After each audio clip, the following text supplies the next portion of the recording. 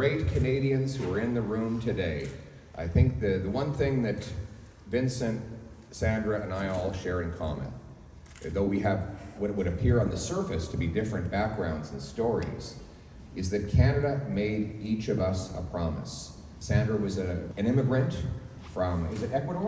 Ecuador. And Vincent's family came from China and Hong Kong. That's right, Hong Kong, big distinction, important distinction. And came to Canada with a dream. And my wife came from Venezuela with the same dream. And the country made them a promise, very simple promise. You work hard, you get a good life, a nice home, good food, on a safe street. You get freedom. That was the deal. It's the deal the country made with me when I was born to a 16-year-old single mother who put me up for adoption to 2 school teachers. And they told me that anyone from anywhere could do anything. And that promise was kept. But after 9 years of Justin Trudeau and the NDP Liberals, that promise, like everything else, is broken. Everything costs more. Work doesn't pay. You make it, Trudeau takes it. Food costs have risen 36% faster in Canada than in the United States. A gap that opened and widened right at the time that the Trudeau government put in the carbon tax. Imagine what happens when you put a tax on the fuel of the farmer who makes the food and the trucker who ships the food. You then tax all who buy the food. Housing costs have doubled. Toronto and Vancouver are now the most expensive housing markets in North America.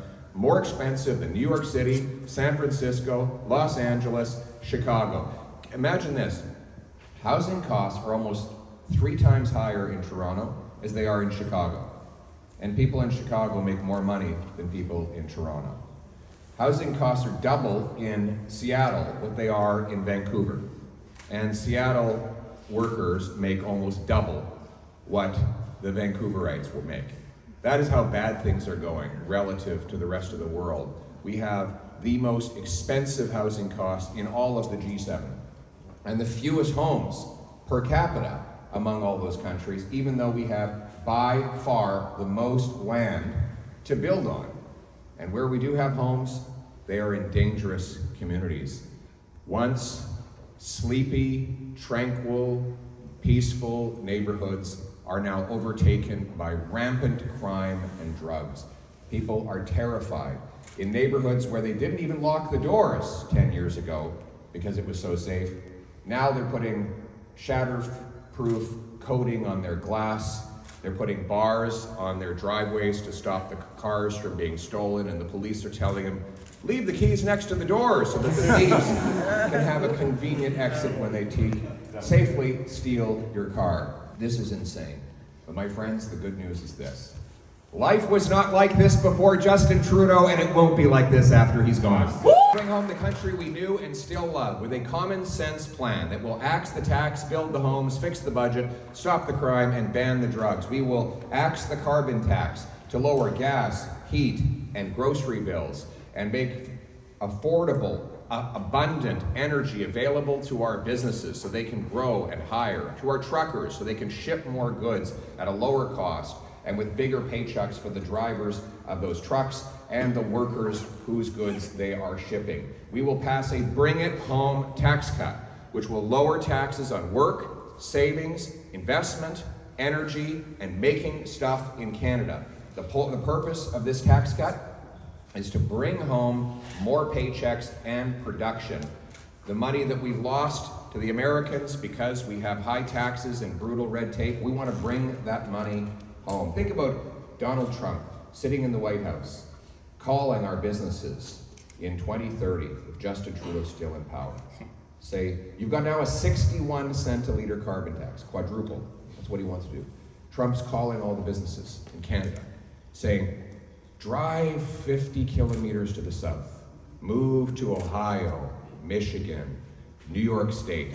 You pay no carbon tax. You'll pay lower income tax, lower capital gains tax. Imagine the gigantic sucking sound of Canadian business, money, and jobs leaving for America. Every time Justin Trudeau hikes the carbon tax, a big smile appears on Donald Trump's face, because he knows he'll be taking our jobs and our money.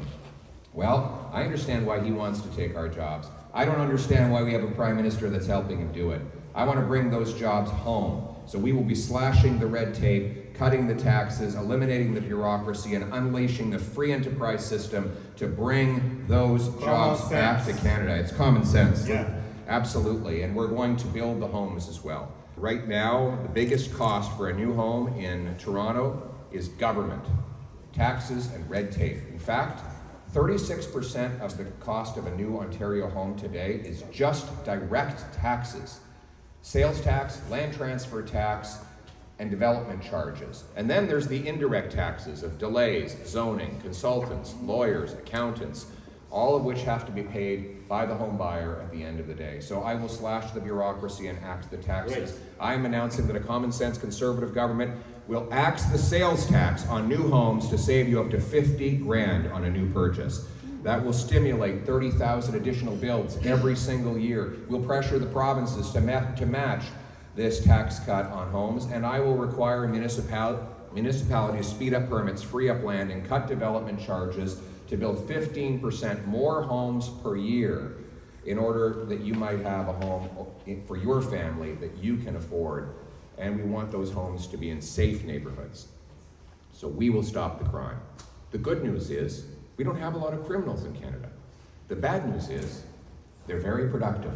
A tiny group of highly motivated criminals do almost all the crime. Yeah. So let me give you an example. In Vancouver, they had to arrest the same 40 offenders 6,000 times. That's 150 arrests per offender per year. And those are just the crimes for which they got caught. Can you imagine somebody getting caught 150 times doing a crime in a year? If you just took those 40 people off the road, off the street, you would have 6,000 fewer people hit with a baseball bat, stabbed, robbed, raped, violated, murdered. So the solution is obvious and simple. I will pass a law making repeat offenders ineligible for bail, parole, probation, or house arrest. It will be jail, not bail, jail, not bail. Secure the borders. We'll secure the borders because that's where the illegal drugs and guns are coming in. 80% of all gun crime is done with American smuggled guns in Canada. We only inspect 1% of our shipping containers coming in. The other 99% sail right in. That's where the stolen cars go. Anybody know anyone who had a stolen car? Had their car stolen?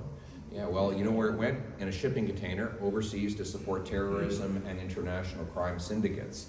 So we're gonna buy these big, powerful scanners that can look right inside the shipping container to scan the cans.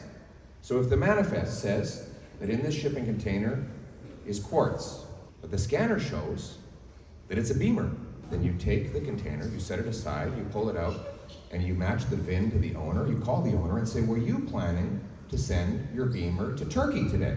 And they'll say, no, I was planning to drive it to work, but it went missing from my driveway. Oh, well, we've gone to the Port of Montreal. We're going to get it back to you. And then we go over to the house of the guy who booked the shipping container and say, you're under arrest.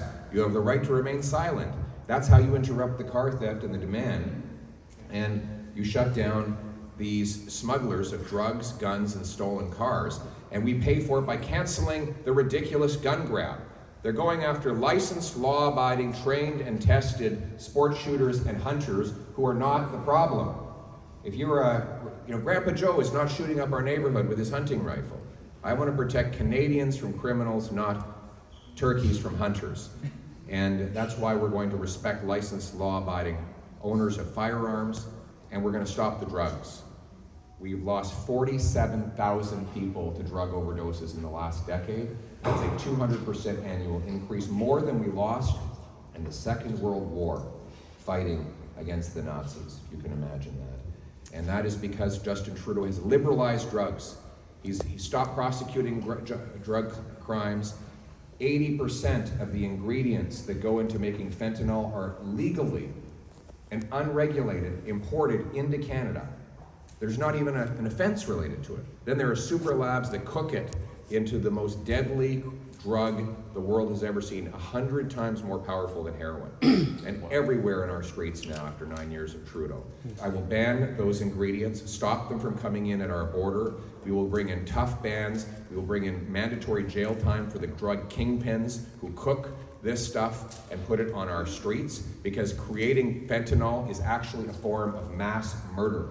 It is a statistical fact. If you produce 1,000 hits of fentanyl, you are committing murder. It is statistically unavoidable that someone is going to die from that drug. You are committing murder if you're selling that, and I'm going to treat them like murderers. They'll have jail sentence like murderers when I'm Prime Minister. And we will ban those drugs. We'll stop giving out taxpayer-funded opioids. We will shut down the drug consumption sites, the drug dens. And I want to thank the courageous Chinese communities, both here in this part of the country, but also in Richmond, BC, who have stood up against these drug dens that the governments have tried to put in place. I will ban the drug dens, we will shut them down, and we will put treatment and recovery services to bring our loved ones home drug-free. Take back control of immigration to protect our country and its future. We will ensure that immigrant professionals can get jobs doing their real work. We have 20,000 immigrant doctors, 32,000 immigrant nurses that can't work because they can't get a license. My plan is to bring in a national Blue Seal licensing standard, so immigrant doctors, nurses, engineers, architects can take a test, prove they're qualified, get working in high-paying jobs within 60 days, helping us to relieve the wait lines in our hospitals. And by the way, speaking of healthcare, we will protect your right to buy traditional, ancient Chinese medicines. By the new taxes and rules the Liberals are bringing in through C-47, they're trying to tax and regulate natural health products out of existence to force everybody onto drugs so that their powerful pharmaceutical companies can make more profits. I want you to have the freedom of choice to bring the great ancient wisdom of Chinese civilization to our health market and save many lives by getting us off this constant addiction to pharmaceutical drugs and using natural methods that have worked for millennia. This is about freedom, making Canada the freest country on earth, the common sense of the common people, united for our common home. In essence, we're going to bring home Canada's promise, that hard work gets you a powerful paycheck and pension, that buys affordable food and homes in safe neighborhoods where anyone from anywhere can do anything, whether your name is Martin or Mohammed, Singh or Smith, Chang or Charles. If you work hard, you should be able to achieve this dream here in Canada, the freest nation on earth. Let's bring it home. Thank you.